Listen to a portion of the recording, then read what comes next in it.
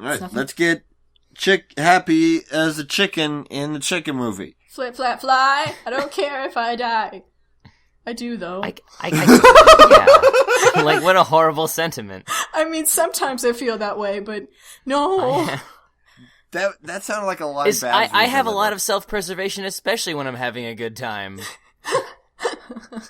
Fuck you, Mel Gibson. Oh, fuck you. And like in general, first of all. In general, we're gonna get back to you. We're definitely getting back to you because you make this movie kind of awkward in hindsight, and that's not cool. I hate you so much, Mel Gibson. Yeah, he's the worst. Remember when he tried to come back in people's good graces by making a movie where he talked through a beaver puppet?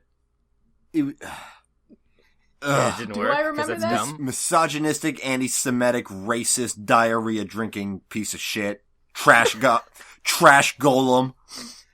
Yeah, golem. Golem that's a Jewish mythological beast, and that's what you are. That's exactly what he is, because he'd hate it. Because you would hate it. Yeah. Here's the thing. I can just say that, like, you know, Mel Gibson's favorite beverage is cat diarrhea. Because I can't make up any lie about him that's worse than how bad he actually is. Yeah. Right. He craves the shit. Well, this movie... he, like, finds stray cats and feeds them diuretics and just, like, hooks them up to a funnel. It's like, oh, yum, yum. I'm gonna have a great night. He human centipedes cats to himself. Ugh. But this movie is great. It's produced by the British Aardman animators, Peter Lord and Nick Park. Guys, most famous for Wallace and Gromit. Yeah, Wallace and Gromit, and they're Shaun the Sheep too, right? I think they're Shaun the Sheep. Or at least Aardman is. Yeah, one of them are. Somebody is. It was 2000 stop-motion comedy. It was their first feature-length film. Before, Wallace and Gromit were only shorts that premiered in the beginning of other movies. So it was a big step for them. And it was very successful because it became, and still is, the highest-grossing stop-motion animated film ever produced to this date. Of nice. $224 million.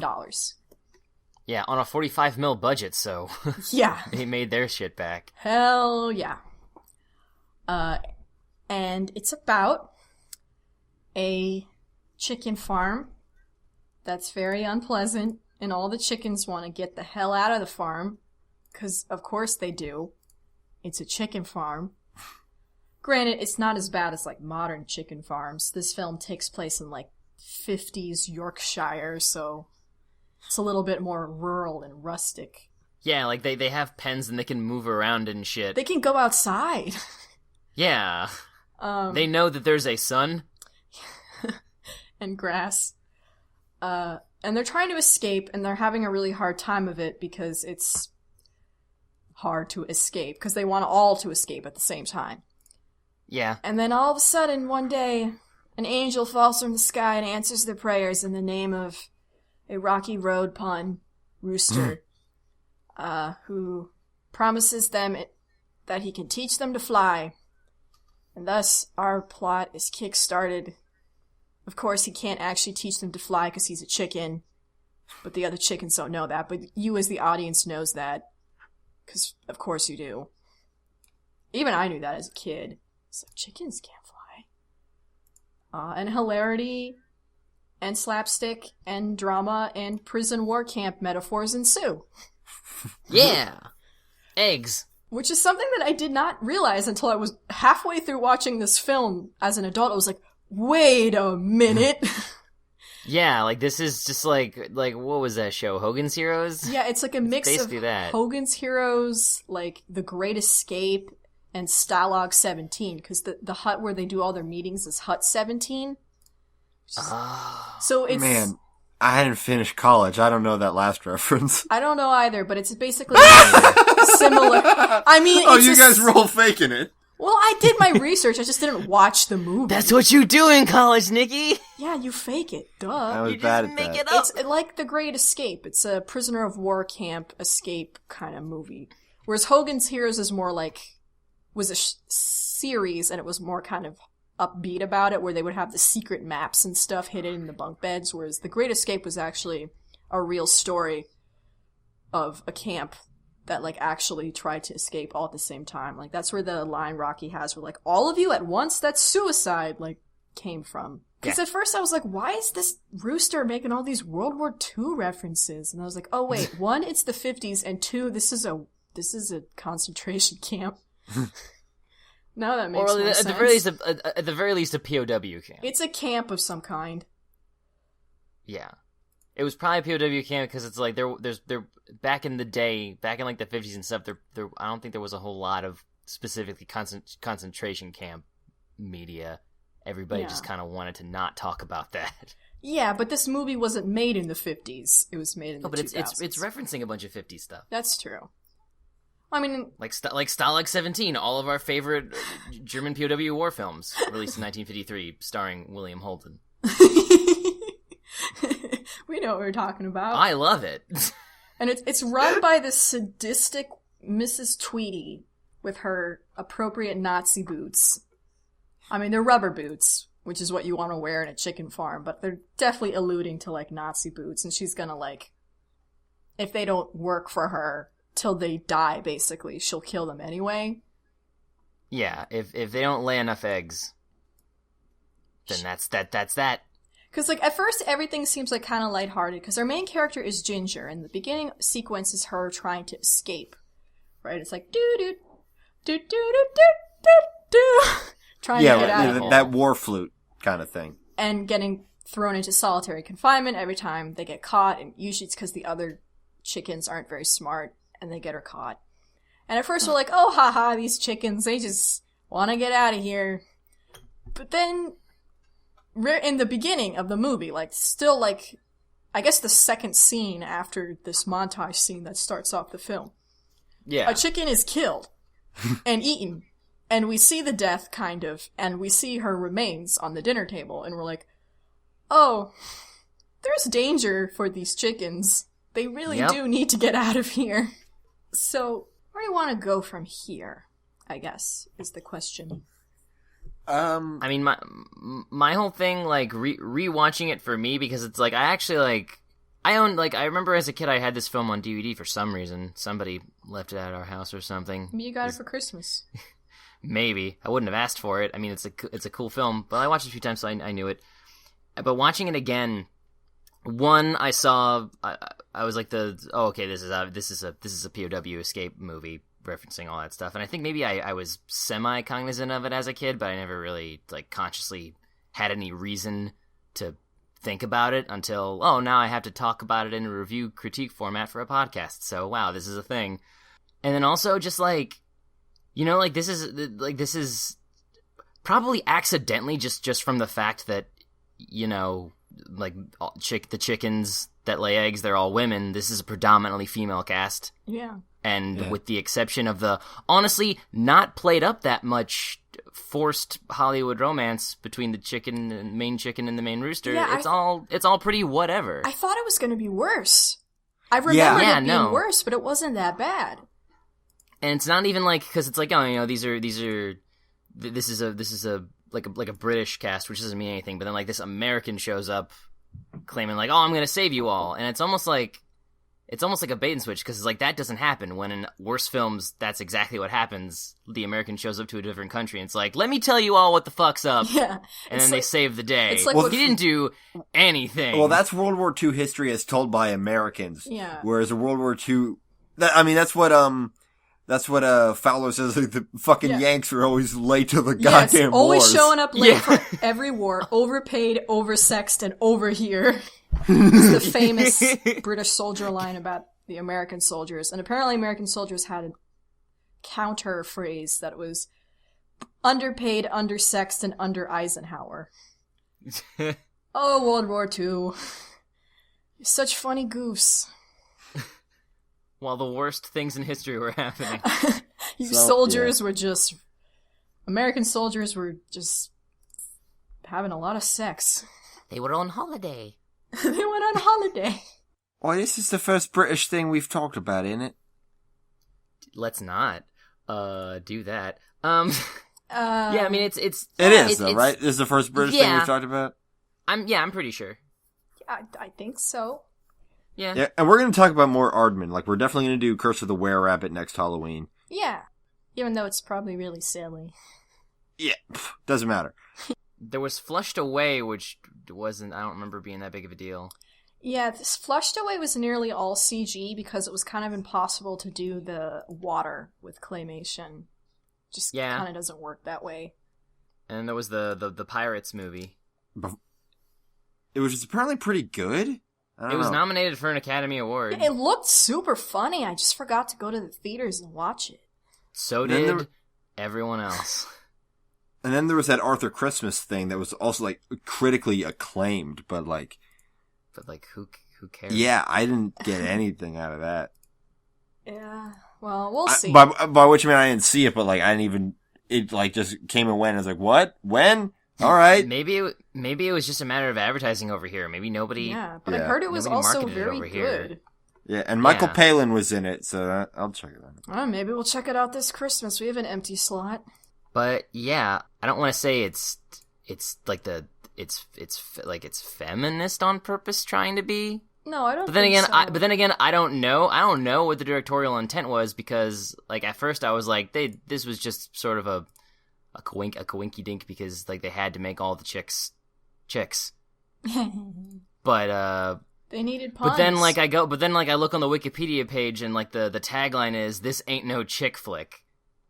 So yeah, that was the main thing that struck me watching this again as an adult was like, this is actually a really I don't have a whole lot of issues in terms of, like, how female characters are treated because they're treated as just characters because they are the main minor protagonist antagonist cast. Yeah, like it's the antagonist, like everybody pretty much except for all the secondary characters except for the cool rats.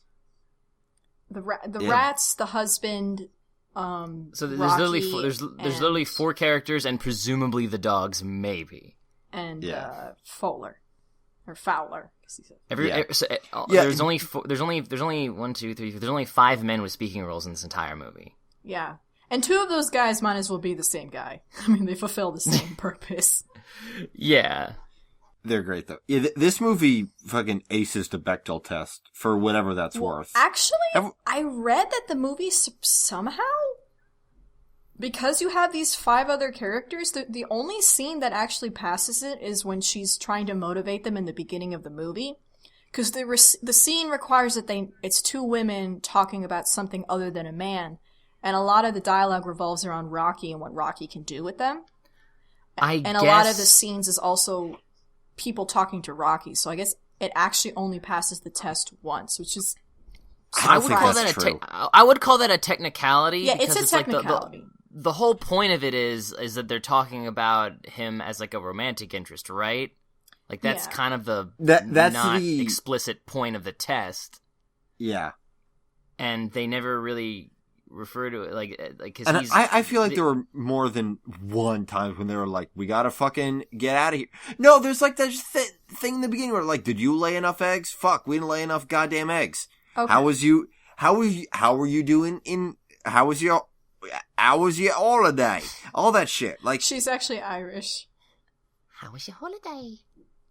The wiki says Irish, but I looked at this actress, Jane Horrocks, and apparently it's a distinctive Lancashire accent. Yeah, it doesn't sound Irish. Well, the other one was definitely Scottish. She's Scottish as fuck. Yeah. That's Lynn Ferguson. Turns out, sister of Craig Ferguson. Oh, what? Cool. Yeah. Say what? Cool. We need like a Morning Zoo button that just plays that clip. And like 6 air horns. But yeah, you guys have British friends. What do they say about Yorkshire? What's the stereotype? I cannot keep. I never asked them because I don't know what that is. I can't keep all these shires and shears. Europe. It's northern England. Well, they talk really bad most of the times. And yeah, the north. Because I don't know if you guys asked, like, Badger or whoever else if these accents were accurate to the location. Well, Badger's from the south. Because they're not. None of them are faking accents. They all sound like that. Yeah, I mean, they're all English actors. I don't know if they're who knows where these chickens came from? Yeah.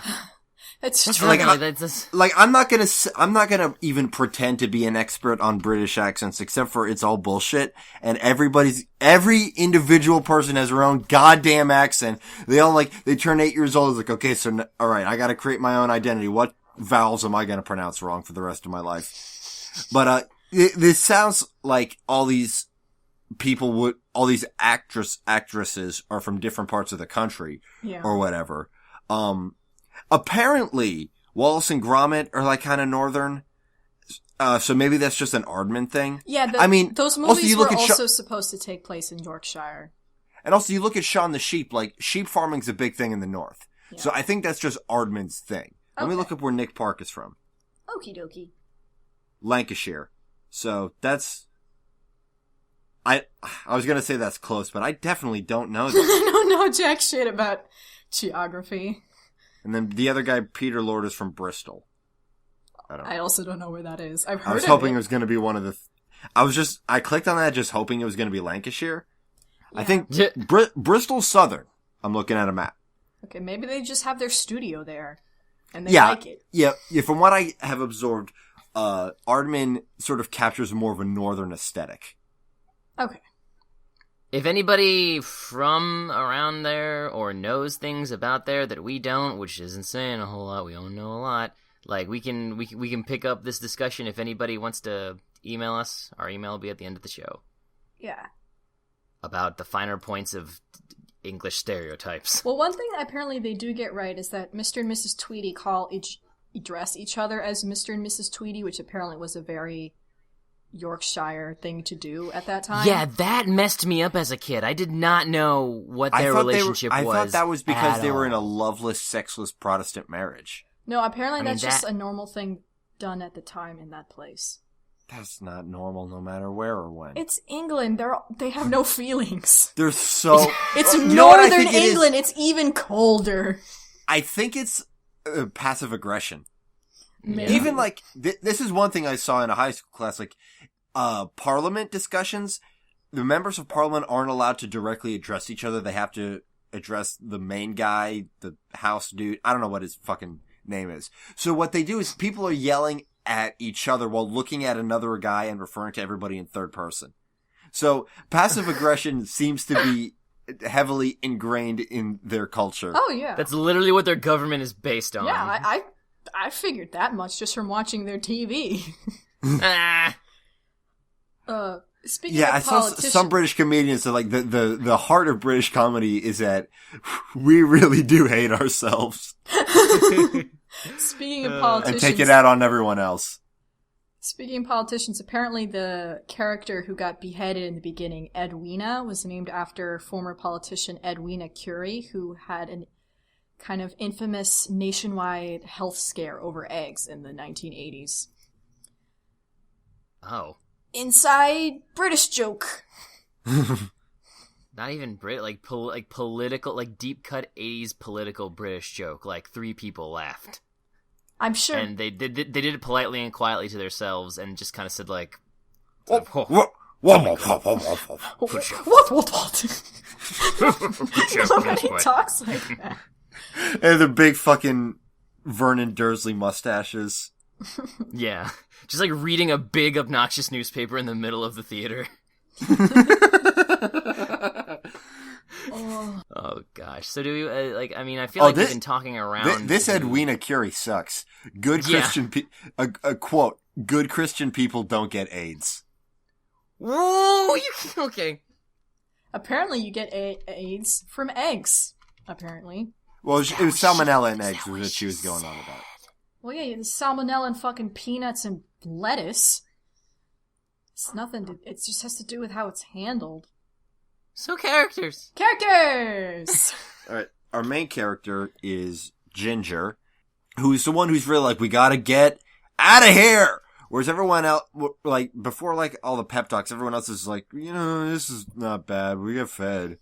I have a place to sleep. Yeah. What else is there? But, she's like, we gotta get out. I'm smart. She's smarter than everybody else. She's like, and she's got a pretty indefatigable spirit. Like, she gets out of solitary confinement, which is apparently, like, brutal. I wouldn't know. I'm a very privileged piece of shit. But I mean, she's in solitary confinement in a coal box. It's hard and dirty, and she's given nothing to eat or drink. Like, it's dark, too. Yeah. Not nice. Yeah, and she gets out and is like, okay, let's do the next one. So she's probably, like, free for, like, 3 days at a time. Yeah. Yeah. While they build the crazy chicken contraption. Yeah, and her motivation and spirit, like, I think it always really stuck with me in a subconscious way, because the one line I forgot that I always remembered, so I guess at some point I forgot it, but for a while I remembered it, and then this movie reminded me that it was the thing I used to remember. You sound like our father trying to tell a story. Let me gather myself and then get back to my point. The line, like, you know, the big huge chicken one. What's her face? Bunty. Bunty. We would say it Bunty, they would say it Bunty. Bunty. So Bunty is, like, basically saying, like, this is fucking stupid, we'll never, like, the chances of us getting out of here are 1,000,000 to 1, and she just, like, stares at her, like, stone cold, just like, and there's still a chance, and she just walks away, and that drops her chicken microphone on the chicken drops stage. like, well, she dangles it for a second to let the sound guy know she's gonna do it, and then she does it, because otherwise that's noisy, and yeah, that always, I just remember that always stuck with me. It's like, yeah, like there's still a chance. What if I demonstrated right now what a mic drop sounded like? We don't have a sound guy, mic. It's you. I'm saying with a live mic, and I just knock my mic off this table, and then it breaks, and we can't finish the podcast. The rest of the podcast is, like, done on my onboard mic. That would be funny, right? Yeah, sure, Nikki, whatever. Interestingly, I had also had a line from this movie that I, for some reason, remembered, but then forgot that I remembered, and then remembered again. Thank God. If I have one of those, I'm still in the process of forgetting it. And it was a line by Rocky when they're sitting on the roof, you know, looking at the stars in the hills, and she's, like, telling him about all her dreams, and he's, like, talking about, like, the grass is greener on the other side, but then you get there and it's all brown and prickly. Do you know what I mean? And she's like, no. For some reason that stood out to me. I don't know why. Even though it's, like, the most cliched thing in the movie. Maybe that's her reaction was good. Her reaction was great. Yeah, like, her reaction is like the precursor to that Steven gif. Oh yeah.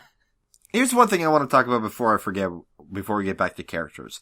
Is there, like, an animation, like, piece of theory that's like, no, you gotta put teeth on these birds or it'll look weird? Because, like, all these birds have teeth. Yeah, and, like, I've seen that. It never stopped being weird.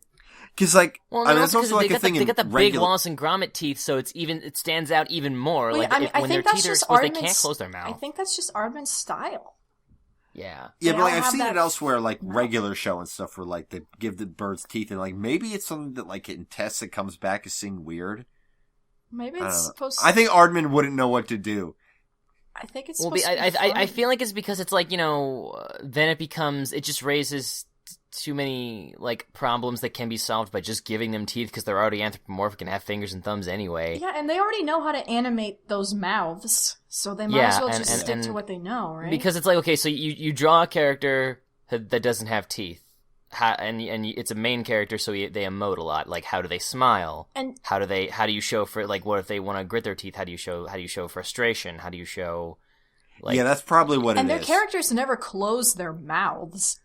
So, yeah. like, it would be weird if they didn't have teeth. A couple times it did freak me out. Just like, close them, please. Oh, I'm not your dentist. I'm not your dentist. I don't need to see any of this. Teeth are so square. And of course they had to do the discretion shot with the kiss, because there's no way they were gonna figure out how to do that. How are they gonna make that work? Apparently they did Beaks a test. and teeth? Apparently they did a test shot and it just looked like two plungers. I wish they kept it. I don't. I'm good. Back to characters, we've got Mel Garbage Boy Gibson as Rocky the Rhode Island Red, or Rocky Roads for short. Who, this motherfucker, like, crashes, he's from the circus, and he's like a fakey fake bullshit charlatan. He's a carny. He's not, yeah. And his whole thing's like, he used to fly in Rooster, and Ginger in the beginning of the movie sees him like flying over the farm before he hits a weather vane and breaks all the bones in his body. It just breaks or just one or two bones, whatever. One of them. And He so becomes Uncle Boneless from Cow and Chicken. And I don't remember anything from Cow and Chicken.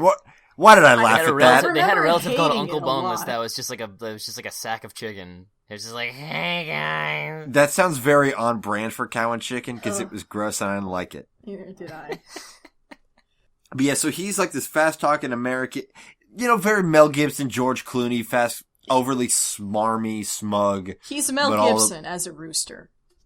Yeah, A young Mel Gibson. yeah. Back when people still Liked thought him and it a was good okay to actor. like him.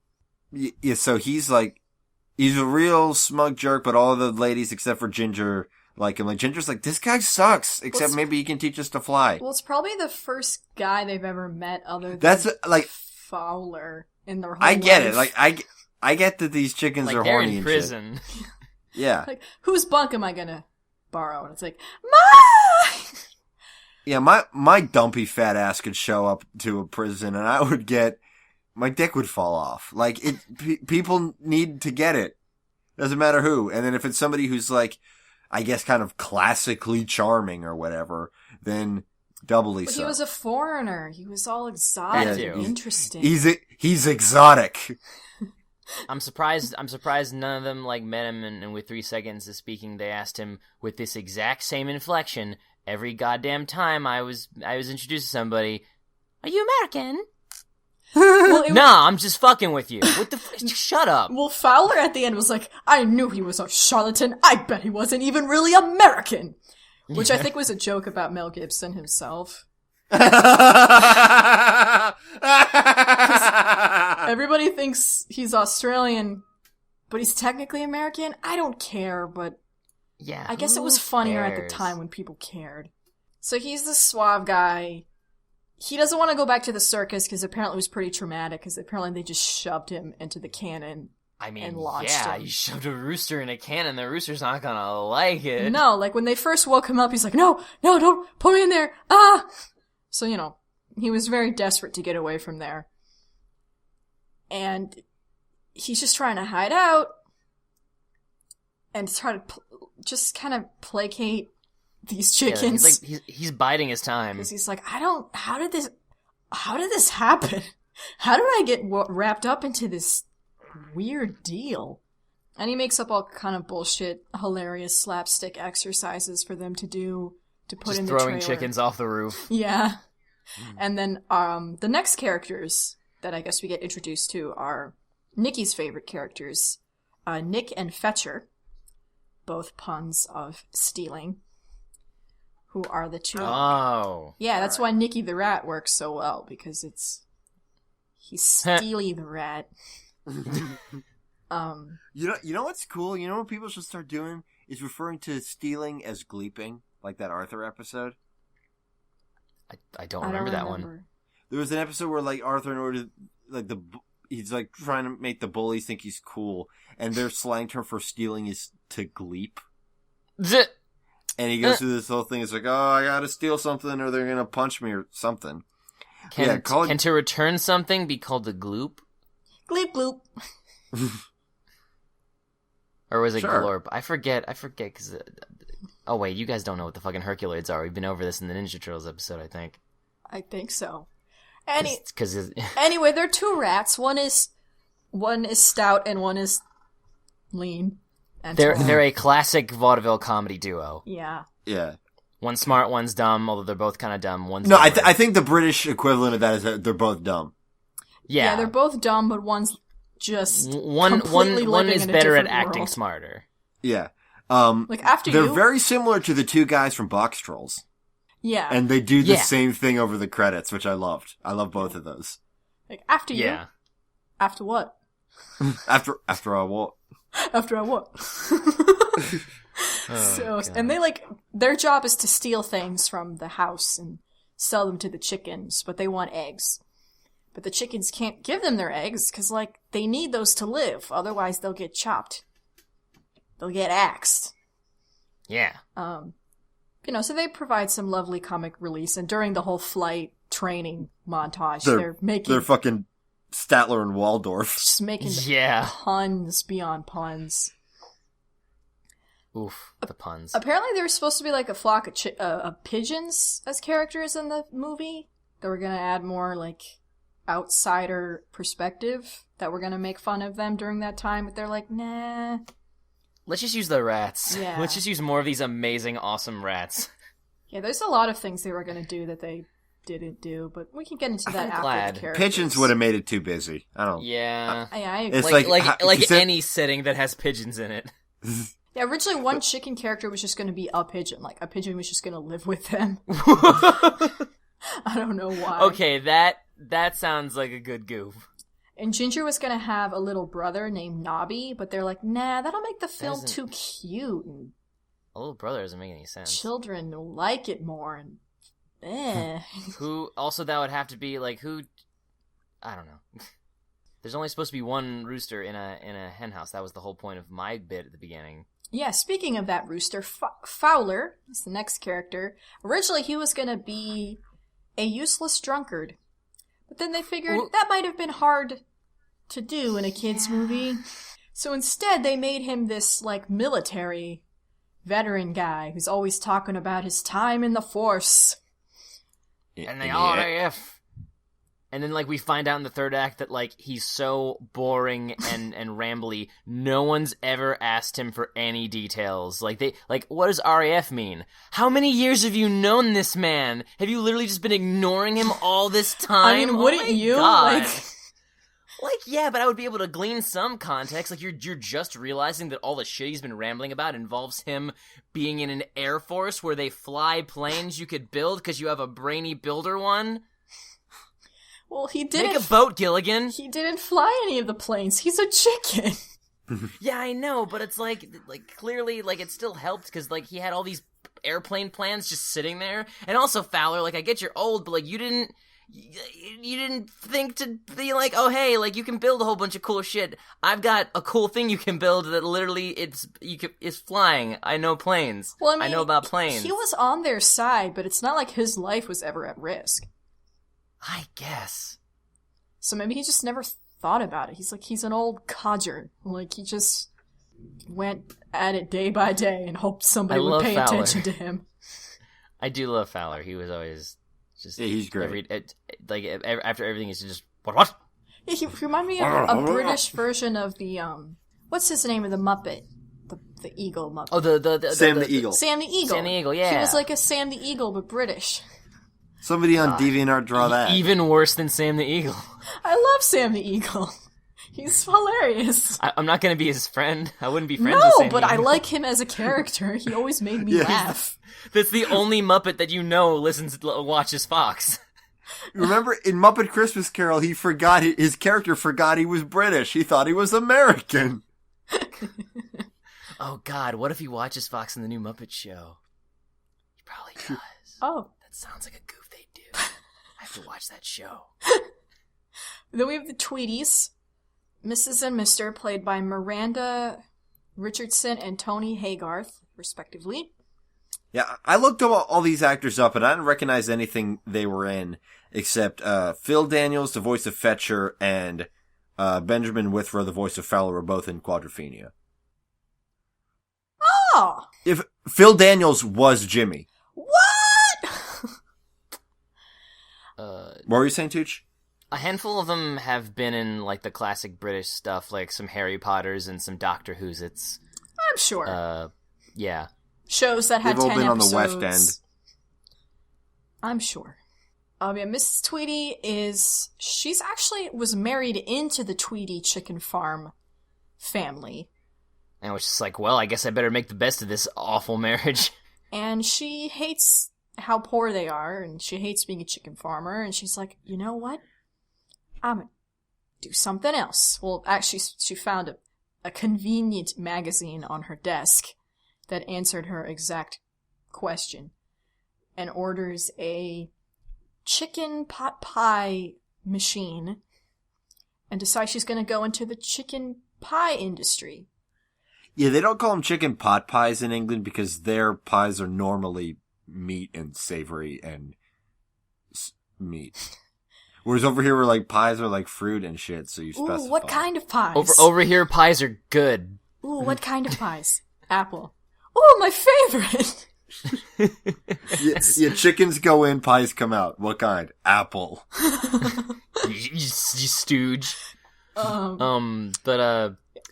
what was I gonna say? And I lost it. Keep talking. however, her plan makes no sense logistically. Yeah, that's what I was gonna say. Because, Yeah, if she killed all the one chickens... batch. She's gotta buy more. Well, I guess apparently that's how you do it. Like, it's cheaper to buy, like, chicks... Is it? And then fucking force feed them for a few months and then slaughter them than it is to, like, breed your own chicks or something. I don't know. I'm not a poultry farmer. You can tell me the If you're a ins and poultry out. farmer who likes animation and listens to us, First of all, spare us the detail of poultry farming. It's grisly. I mean, I already have some of an idea, but, like... It's horrific. Yeah, it's... and then Mr. Tweety is a... hand-picked husband. It's such a great goof. I can't believe Wikipedia allowed that. I mean... That guy was so proud of himself. I want to edit it, but the only thing I want to change is I want it to be a hyperlink to a YouTube clip of a rim shot. And his whole arc is that... Or just put quotes around it. Like you're telegraphing it. Like 3 quotes on each end. Yeah. His whole arc is that he can see these chickens doing not chicken things, but his wife doesn't believe him. So he's constantly in the state of limbo where he's like, I know they're up to something, but I can't do anything about it because I might be crazy. It's all in me head. It's all in me head. Yeah. As you see, like, chickens build a plane. We got Babs, who is the nitwit of the group. That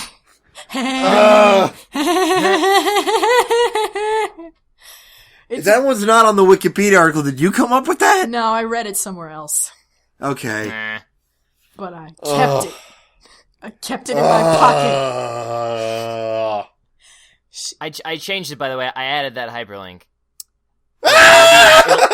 It'll probably be removed before the episode's over. Whoa. She's the slow one. She is always knitting. She's the one who's like, oh, they're on holiday. Are they on holiday? On holiday. I want you to have more. Huh, she's... That was another Is one. it- I can't remember. I can't remember if it was a trailer line or people just quoted it to death. But like her biggest quote is just like, "I saw my whole life flash before my eyes. It was really boring." I mean, it was a funny joke. Yeah, it's a great line. I mean, like, Ginger comes back from being in solitary confinement. She's like, oh, Ginger, you're back. Did you have a good holiday? And she's like, I was in solitary confinement, Babs. She's like, oh, well, sometimes you need some time to yourself then. Like, she's like this just impossible woman. And then Bunty, who's sort of the most... She's like the toughest one, you know, the most cynical. Yeah. She's at the top of the pecking order. She is. Were you thinking that up as you were doing it? No, that was part of... I was telegraphing the goof. I see. No, I had it ready to go. Okay. She lays like 5 eggs a day, like a boss. Which I don't know that much about chicken biology, or as this I mean, I think you episode can has- give them hormones to make them do that. I see. Yeah, because what that is them having 5 periods a day. I mean, the fact that they have a period a day is kind of cray too, but I guess animals are different, and also they're bred for this shit, so, you know, whatever. Yeah, they like wild chickens. The wild ancestors of a chicken probably didn't do that. Probably not. They laid one big egg a month. Biggin. Like, it's like one big, like, proportion, like one of those big old Yoshi eggs, like when he swallows the giant Shy Guy. Mm-hmm. And then you throw him and it makes the earthquake. So she's the one who has the least hope for these plans. They already removed it, the link. Oh, well. I hope whoever did it laughed at the bit. I hope. And then we got Mac, who we've already talked about a little bit. She's the Scottish, brainy... Oh, apparently a one. bot reverted it. That sucks. Aw. Her Her job is someday to robots will have emotions and they can laugh at my jokes. Her job is to talk fast and be hard to understand by the American character. Or audience. Yeah. Or audience. Did you guys... I pretty much understood what she was saying. Yeah, I get, I spent, I lived there for a minute. I couldn't, recite to you what she said, but I understood what she was communicating to me. Other than Thrust! And I love the caber toss bit with her. When they're throwing all the chickens to fly. Yeah. Caber toss is the real deal. Caber toss is the real deal. And they did a perfect one. Apparently you wanted to land flat on the bottom and then fall directly. Yeah, you wanted to land totally straight. It's just like, you get drunk and you throw a tree. Scotland's actually probably pretty cool. Scotland and Yeah. The Scottish are the raddest white people. I think by a long shot. Yeah. That's everybody's.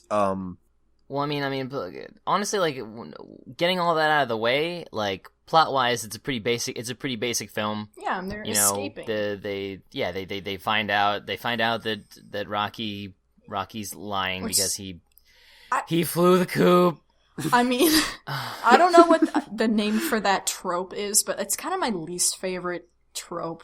Yeah, where it's like, he fucks up, but then he can't stop lying, and they have to keep going, and then eventually he has to come clean, and then everybody's sad, but then eventually they forgive him, and it's like, I feel like this movie did it fine because, like, they underplayed him. I feel like the only reason he was in this film was to give it, like, a Hollywood look, so anybody in charge with a lot of money and a shitty opinion about how films work would look twice at it, because they really don't. Because what usually happens is he shows up to save the day. He could have showed up and they probably would have still gotten out. He could have not been there. Oh, well, he helped her lift the heavy thing. All right, cool. I mean, she could have just dug herself out. She was perfectly capable of doing that. Well, no, she needed to lift up the thing. Yeah. So they could get the ramps. She needed to lift up the ramps so they could ramp out. But I'm pretty sure they would have just destroyed that fence. They would have just plowed through it. Yeah. That's one thing I noticed, like, this big behemoth of a wooden thing, I'm like, she just made a tank.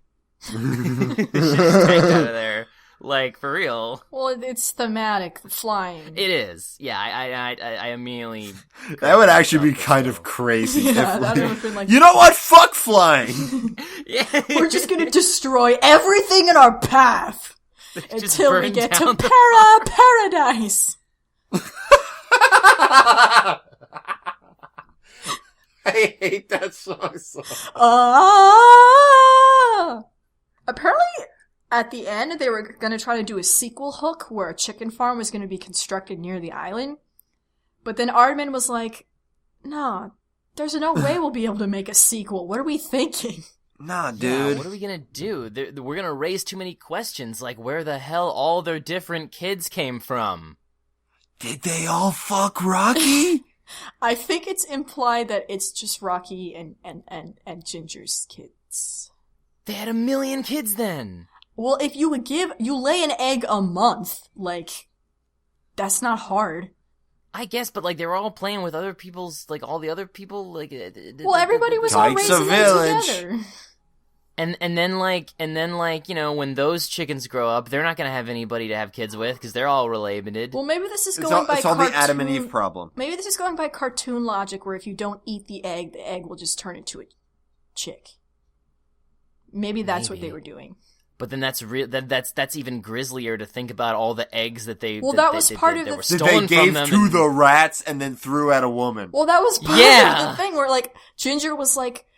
Well, we can be free, where we can feel the grass under our feet, where we can keep our own eggs. You know? She said that at some point.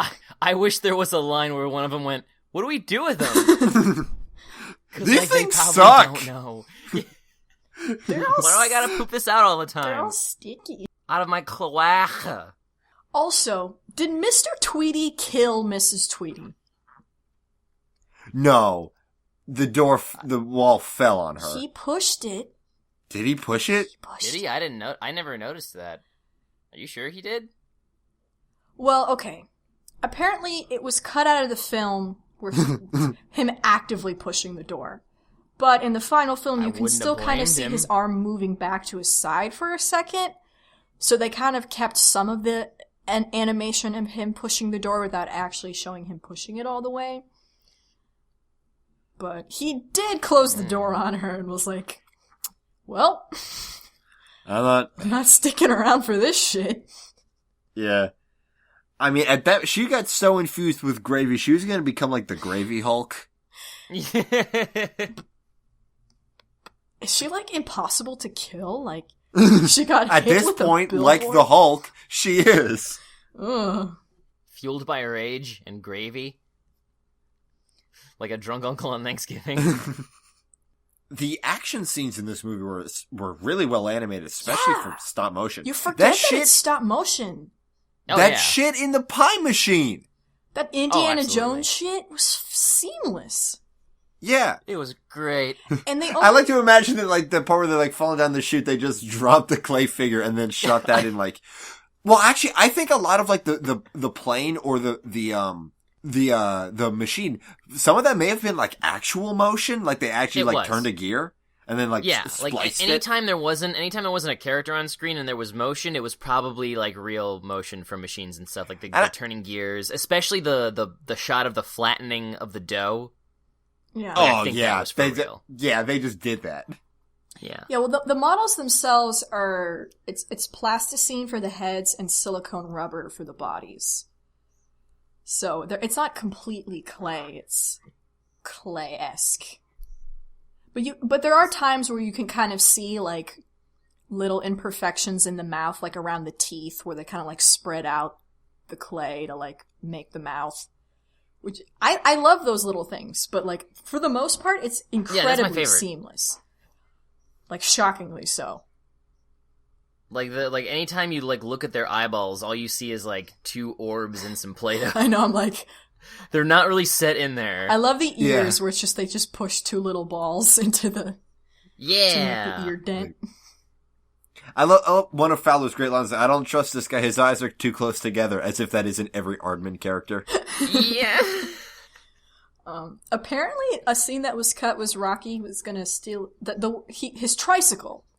Apparently, there was a scene where he stole it from a child, tricycle. And it was supposed to be like a homage to a scene in Great Escape, where the character of Virgil Hilt steals a motorcycle from a Nazi soldier.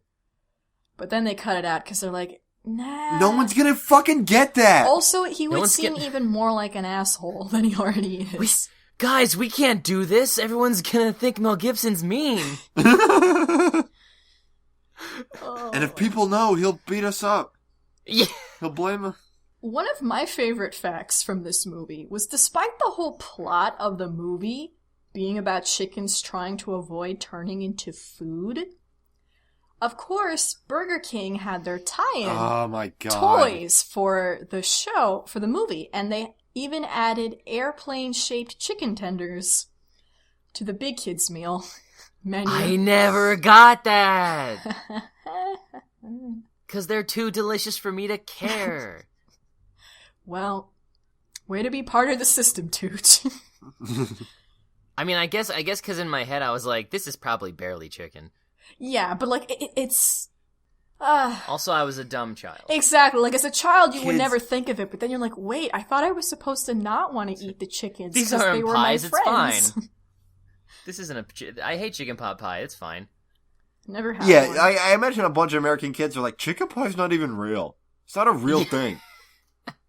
And this film is apparently one of the main reasons why they made a Best Animated Feature category. Dang, really? Because Aardman... What? A lot of the Academy voters really liked Aardman's stuff. Like, they liked those Wallace and Gromit shorts, and they had a campaign. They campaigned like the Academy to get a Best Picture nomination. Really, really hard. And I guess because of all their nagging, they're like, okay, let's just give them a category. Because it's not like we're not gonna nominate them for Best Picture, but we'll nominate them for Best Animated Picture. I mean, but we have to create a category. I believe the first year was 2001. Yeah, and it was Shrek. Yep. It was Shrek, Monsters Inc., and something else in Shrek 1. You know, fun facts. I'm just stuffing this chicken with fun facts because it's a self-explanatory film. Because of stuffing. Stuffing, November, Thanksgiving. Sometimes you eat chicken for Thanksgiving. We used to do that. It was. Who wants to make a turkey? Who wants to do that? It's always dry. It's always dry. You have to eat the fucking turkey for like a month. It takes like a year to prep it. Yeah, like I've actually recently come to the discovery that I really dislike Thanksgiving, and I think a big part of it is that eating becomes a chore because there's always too much fucking food, and I'm honestly not like crazy about it, but it's all there is to goddamn eat in the house. As soon as I'm done with Thanksgiving dinner, I don't want to eat that shit anymore. Well, part of it is Dad's fault because he demands that we devour, whether it's Thanksgiving or not, he demands we devour the leftovers immediately. He hates leftovers. But he cooks too much food. He'll cook like food for 10 people, and then when he's mad when there's leftovers, and he makes us eat it for breakfast, lunch, and dinner for a week. All the moisture was gone from this turkey 2 weeks ago! And all the moisture went into this broccoli, and it's soggy now! Anyways, I love you, Dad. I can't wait to come home for Thanksgiving this year. It's gonna be great. It's gonna be great. It's gonna be great.